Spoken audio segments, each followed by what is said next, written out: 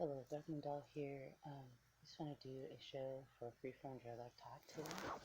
Freeform Dreadlock Talk is a show where I share with you the adventure I've had with my Freeform Dreadlocks. Now, this month, well, on the 23rd, which is my birthday, marks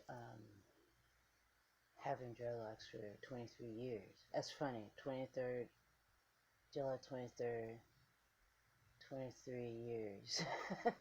So, on my birthday, this month, I'm going to do a video about that and talk about having dreadlocks for that many years and what I've enjoyed the most about freeform dreadlocks.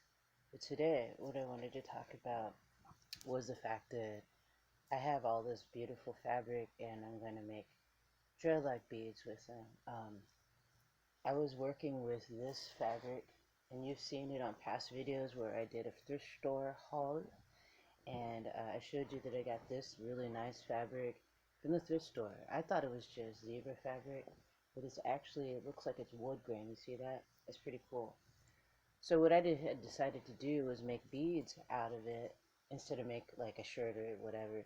Make beads out of it because I didn't think it would be enough fabric for making a clothing item.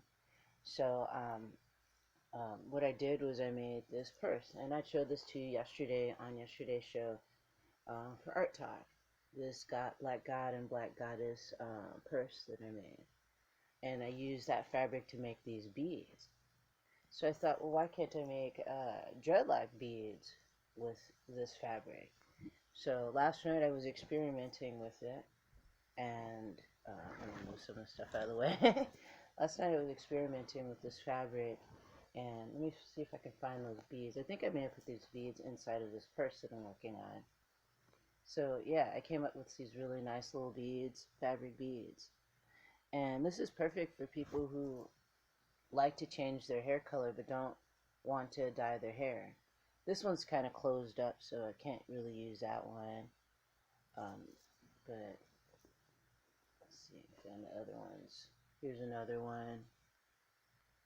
It's more like a dread sleeve if you think about it instead of a dread bead, because some of these are thin. So like you could put it, my dreads are clean by the way, you could put them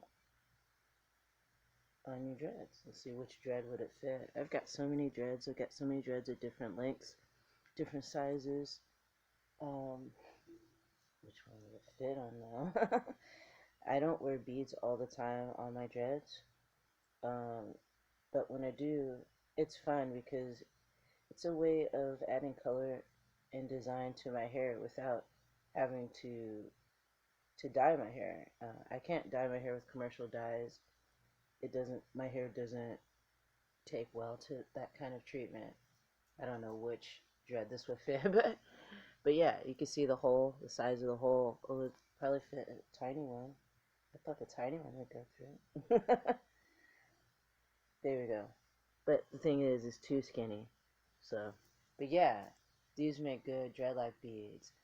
I like the fabric, and I like the patterns that come out on it. Let me grab my scissors and I'll show you really quick how to do it. I'll be right back. Okay, I'm back. So yeah, basically what you're going to do is to make it, and I've showed you how to make a basic fabric bead before, but here's one with patterns on it, with the fabric having patterns on it. So you just cut off a scrap of fabric, like so, and then you find something to wrap this fabric around. Depends on what the circumference of the hole you want it to be, how big you want it to be. So what you do is, like, you can make, if you want it to be this, like this, if you have a dread that's this size, then you can use this. If you have a dreadlock that's the width of a Sharpie, then use the Sharpie. You can even take your dreads up to, see, this is kind of the same width as a Sharpie, this dread. This dread is probably more the width of a thick marker. So that's how you can determine which size to make your dreadlock. So what I do is sometimes I'll fold the fabric over like this, so the raggedy edges are on the inside of it, like that. Just fold it in half like that. I try to make sure that there's no blank spot unless I want to like embroider something on the blank spot when you have patterned fabric that you're working with. So basically you can roll it. I'm going to use a Sharpie, make a thicker one or a bigger hole. So you just roll it around the Sharpie like so. Pretty simple. And look at the design that you get, and then you can just fold it over like so. See how the design that you'll get when you end up sewing it. So basically what you want to do, and if you do have stick pins, definitely use them. That way you can hold the fabric in place while you're sewing it. So let's see. Grab the needle out. I'm grabbing a little needle because I don't have any stick pins on me. I'm still trying to find them. May have to buy another set of them. But put my pin cushion here, and let's see. So basically, yeah, you just roll it around the Sharpie or whatever it is you're using to form your hole. The only reason why some of these beads close up is because they may be a bit too thick, or the hole isn't reinforced enough. And that's what happened with these. These were made really quickly. You see how it's frayed on the ends? I kind of like the frayed end a little bit.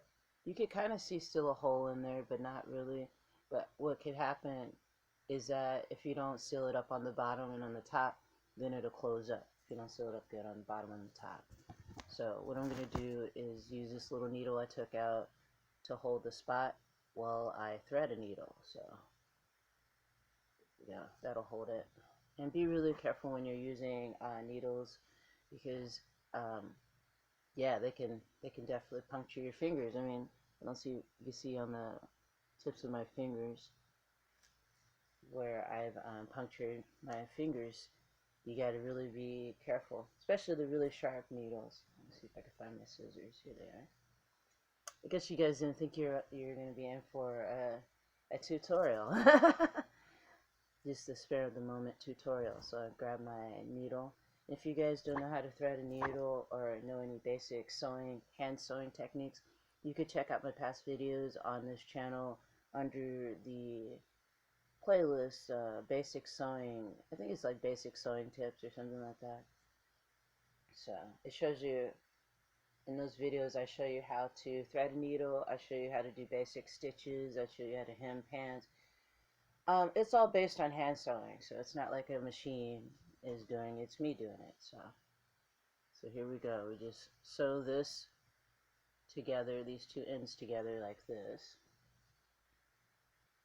Pretty self-explanatory, really. And if you want to have further instruction, you can look at my past videos where I'm showing you how to make these cloth beads. I've made so many different cloth beads with different techniques. Some of them I've made where they don't have a hole in them. You could just attach a jump ring to them. Some of the fabric beads I've made, they've been embroidered.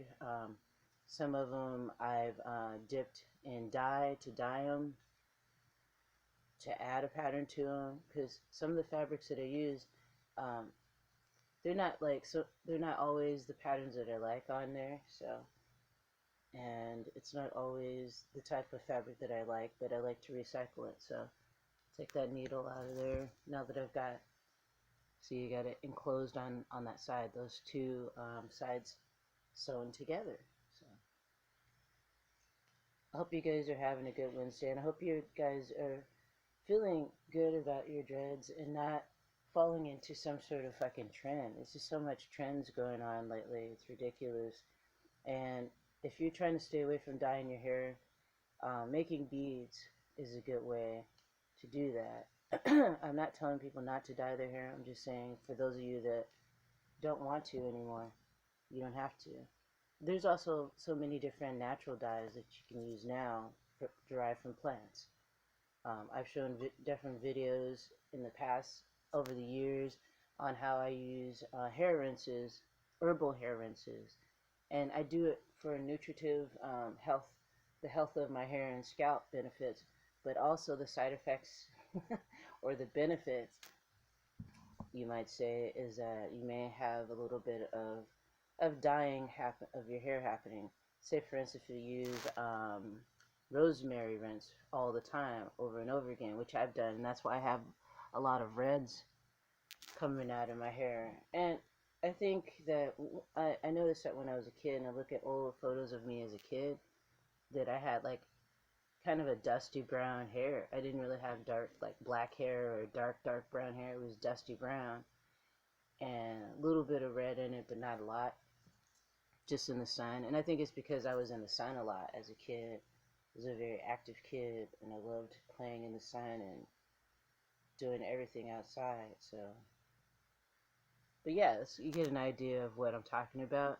If you want to further enclose it, you want to make sure the hole doesn't close up. You can sew it on the top really good. That way, you have kind of like it's like an edging, or what would you call it? I don't know what you call it, but sewing it on the top and sewing it on the bottom reinforces the hole. Basically, that's what it does. So, and it's a fairly simple project. Because you're hand sewing, you want to make sure you sew over and over the places that you are wanting really tight and not coming apart, so that it'll last you a lot longer. And when you wear these fabric beads, you want to take them off before you get in the shower, and keep them from getting dry. The ones that have white in them, I mean, I know they could get dirty over time in the white. So what you do is you can wash them, hand wash them, and dry them, air dry them. I wouldn't put them in the washing machine. If you did put them in the washing machine, and this is what I suggest, just put them inside of a pillowcase or something, or some sort of like cloth bag or something, and then wash them that way.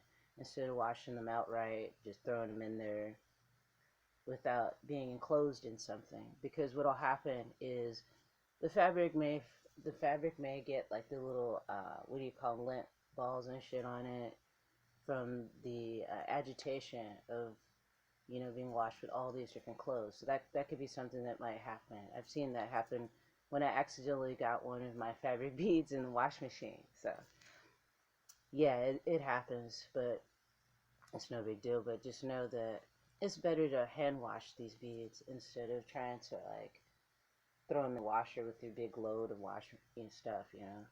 Just wash them by hand. It's no big deal. Sometimes with these beads, you don't have to reinforce the bottom and the top, but I would suggest reinforcing the bottom and the top of the bead when you're making dreadlock beads. Now, when you're making like beads for adorning clothing, you don't really have to worry too much about it, because a lot of times, let me show you, I'm stringing the beads onto something. So I strung these beads onto a drawstring. So if you put the bead right onto the drawstring right away, like here's a piece of drawstring, and here's one of those beads where the hole, you can't really see the hole. But if you were to make this bead and then, let's see if I can find what I'm looking for. Oh, here we go. And just push it through. Sometimes you need to have something to push it through. But if you put the drawstring or some sort of string in the hole of the bead right after you make it, then your bead will stay intact, the hole will stay intact. Just string it onto stuff right when you make it. If you're one of those people that don't want to spend the time to reinforce the bottom and the top, or you don't think you need to, because you don't need to when you make something like this, but when you're making like an actual bead that you want to take on and off, then you do want to make sure it's reinforced on the top and the bottom. So, yep. And this is a fun project too, I found, when you're stressed out, or if you feel fidgety, like you're going to start fidgeting with your hair. A lot of people have that problem. I used to have that problem extremely, but I don't have that problem extremely anymore. But where people are just fidgeting with their hair, like wanting to do something different to their hair all the time, every day. At least for me, I can't do that. I gotta definitely keep it simple and not do anything that's going to pull my hair out of my head. Because with 4C hair, it's prone to dryness, and it's very fragile, a lot more fragile than most hair. So it's best to not do much to this type of hair. At least that's what I found, because that's the kind of hair I have on my head. Um, as years go by of having freeform dreadlocks, you'll start to realize that that's something that just is true. If you have that type of hair, you start to get to know what type of hair you have, what it's all about. When we're at salons all the time, we're having somebody else do our hair. We're not as familiar with what our hair is all about. But when we're doing it ourselves, taking control and really learning about what our hair is about, we don't need to rely on someone else to take care of our hair for us if we don't need to. I think that it's a personal choice if you decide to get your hair maintained at a salon, especially dreadlocks. It's up to you, but I just don't feel like it's worth the money to me when I know how my hair works and what it's all about. So there you go. There's a dreadlock bead, a fabric one. If you wanted to get fancy, you could put on the top and the bottom with some beads on it, like glass beads, so crystal beads or whatever. But let me see which one will fit. It did say this was like, I formed it around a Sharpie, and this one I was saying it's the size of Sharpie. It's flat though, but yeah, it's just going to be a smaller size. So this may not be quite the circumference because it's a flat dread. See, I like all of my dreads, whether they're flat, cylindrical, whatever. Does not matter. So you just thread the bead in, thread your dreadlock into the bead like that, and see, voila, dreadlock bead, fabric one. And it's very cheap to make. You don't have to buy it brand new. And if you get a lot of the same type of fabric, you can adorn your whole head with these type of beads. It's pretty easy. I'm going to make a bunch of these beads, and then I'm going to sell them as a set. So get ready for that. I'll either sell it on my Etsy shop or outside of my Etsy shop. So if you guys want to buy them outside of my Etsy shop, feel free. But yeah, these are really nice way to adorn your dreadlocks. Um, Something different, and it adds pattern to your dreads, like something fun. So yep. So that's what I got for you guys today for freeform dreadlock talk. See, dreads are fun, and I love my freeform dreadlocks, and that's why I've had them for all this time. And I don't care what people think of them, and neither should you. I mean, when you get to a point where you're an adult, you gotta think, what does it really matter what people think about my hair? It matters what I think about my hair, and if I'm taking care of it and taking care of myself. So, with that said, thanks for joining me. Thanks for subscribing to my channel. Thank you for the likes and shares, and thank you for your kind comments. Leave your comments down below and let me know if you're making any fabric beads like these. These are fun to make, especially when you have some awesome fabric. You know, it kind of reminds me of like a candy, black and white. Almost like a candy cane, but only black and white. Alrighty, guys. Just keep things simple, as I say all the time, and enjoy the journey. Don't fuss over your hair so much. Don't fall into the trends on YouTube and all over the place. Just be your own authentic self. That's what a lot of people fall into, that trap of doing that. So, on that note, brightest blessings to you all, and I'll see you soon.